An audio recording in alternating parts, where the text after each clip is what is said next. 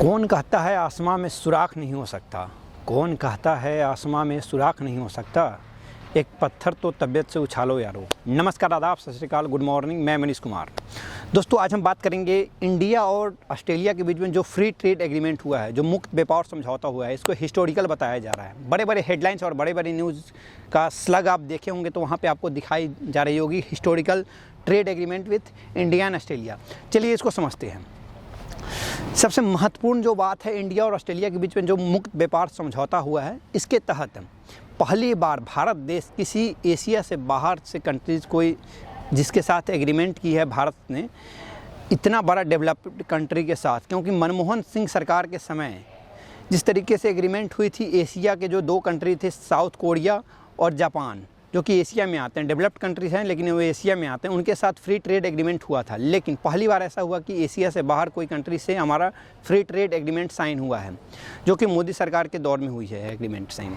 इस एग्रीमेंट की जो खास बातें हैं, जो इस एग्रीमेंट को हिस्टोरिकल बनाती हैं, ऐतिहासिक बनाती है। इस एग्रीमेंट के तहत दोस्तों, जिस तरीके से आज का ट्रेड हमारा ऑस्ट्रेलिया के साथ है 27.5 बिलियन $, लेकिन इस ट्रेड एग्रीमेंट होने के बाद में हमारा जो ट्रेड हो जाएगा वो बढ़कर 45 बिलियन $, का आंकड़ा पार कर जाएगा। इसीलिए इस ट्रेड एग्रीमेंट को बहुत ही ऐतिहासिक बताया जा रहा है। और इस संदर्भ नहीं, इस संदर्भ से अलग भी कुछ और भी है इसमें, क्योंकि हमारा कल्चर, हमारा जो संस्कृति है, इसको भी आदान प्रदान करने की कोशिश की गई है। जैसे कि योग शिक्षक हो गए, हर ईयर मतलब प्रत्येक ईयर 1800 जो योग से जुड़े शिक्षक हो गए, उनको वहाँ पे ट्रेनिंग के लिए भेजा जाएगा, वहाँ पे जाके पढ़ा सकते हैं।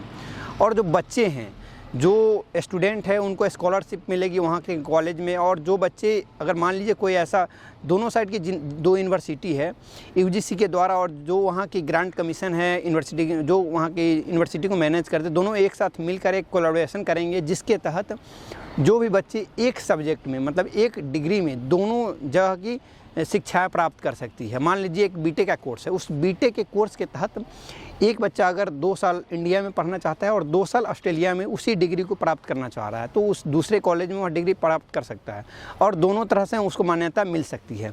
ऑस्ट्रेलिया गवर्नमेंट के द्वारा और भारत सरकार के जो गवर्नमेंट है उसके द्वारा भी मान्यता प्राप्त हो जाएगी उस डिग्री की। और जो तीसरी सबसे महत्वपूर्ण बात है इस एग्रीमेंट के तहत, कि इसमें जो भारत ने ऑस्ट्रेलिया से सबसे ज़्यादा जो आयात कर रहा है, उस पर 86% जो ऑस्ट्रेलिया से जो हमारा सामान आएगा उस पर इम्पोर्ट फ्री है, मतलब जीरो ट्रेड एग्रीमेंट, मतलब जीरो टैरिफ लगेगी।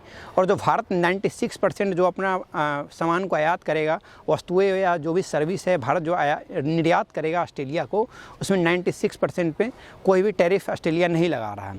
तो फ़ायदा इसमें 10% का हमको है। लेकिन यहाँ पे देखें तो मतलब इनडायरेक्ट वे में, अस्थायी तौर पे फ़ायदा भारत को ही होते दिख रहा है। क्योंकि जिस तरीके से ऑस्ट्रेलिया सबसे बड़ा जो उत्पादक है, ऑस्ट्रेलिया डेयरी मिल्क का, मतलब डेयरी का प्रोडक्ट का सबसे बड़ा उत्पादक है, और बहुत ही अच्छी क्वालिटी में ऑस्ट्रेलिया की जो डेयरी प्रोडक्ट की फैसिलिटी है, कोई प्रोडक्ट हो या डेयरी फार्मिंग है, बहुत ही बेहतर है, वर्ल्ड में बेहतर मानी जाती है ऑस्ट्रेलिया की डेयरी प्रोडक्ट। लेकिन ऑस्ट्रेलियन गवर्नमेंट ने इसकी मांग की थी कि इसको भी इस एक्सपोर्ट में भारत इंक्लूड कर रहे हैं, लेकिन भारत सरकार ने इसकी मान्यता नहीं दी। इसका कारण है कि भारत में जो 60% से ज़्यादा लोग एग्रीकल्चर पर डिपेंड करते हैं और उनके साथ वो डेयरी का भी साथ में काम करते हैं। तो इसीलिए अगर ऐसा उनको छूट दे दी जाती कि आप जो भी आपका डेयरी से प्रोडक्ट, जो भी डेयरी से प्रोडक्ट बनते हैं, अगर उनको छूट दे दी जाती भारत में आने की, इससे होता क्या, जो भारत के किसान हैं उनको नुकसान होता है। जो भारत के जो छोटे लघु किसान हैं, जो छोटे काम करने वाले, जो कि डेयरी से बिलोंग करते हैं, डेयरी फार्मिंग से,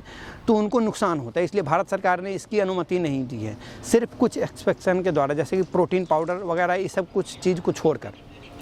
और जो मुख्यतः जो हुई है इसमें, जो एग्रीमेंट के तहत भारत सेल करेगा, जो एक्सपोर्ट करेगा ऑस्ट्रेलिया को, इसमें आती है फर्नीचर, जो ज्वेलरी का सामान हो गए वो, और जो चमड़े का बैग हो गए वो, मतलब लेदर से संबंधित जितने भी प्रोडक्ट हो गए वो सेल करेगा। और ऑस्ट्रेलिया से जो हम परचेज करेंगे, मतलब जो ऑस्ट्रेलिया से हम खरीदेंगे, निर्यात करेंगे, उसमें आती है जो डेयरी के प्रोडक्ट नहीं के बराबर ही है, क्योंकि डेयरी का प्रोडक्ट ज़्यादा अलाउ नहीं किया गया है। इसके बावजूद वहाँ के लिथियम है, वहाँ के कॉपर है, वहाँ का लिथियम बहुत ज़्यादा प्रोडक्ट होता है। कोयला, मतलब कोयला का सबसे ज़्यादा प्रोडक्शन बहुत ही अच्छे मात्रा में ऑस्ट्रेलिया करता है, तो उस पर भी टैरिफ हटा दी गई है, जिससे भारत की इकोनॉमी बूस्ट होगी इससे। तो कोयला, कॉपर, जो अयस्क मिनरल होते हैं उसको हम ऑस्ट्रेलिया से निर्यात करेंगे अपने देश में, तो इससे भारत को फ़ायदा होते हुए दिख रहा है।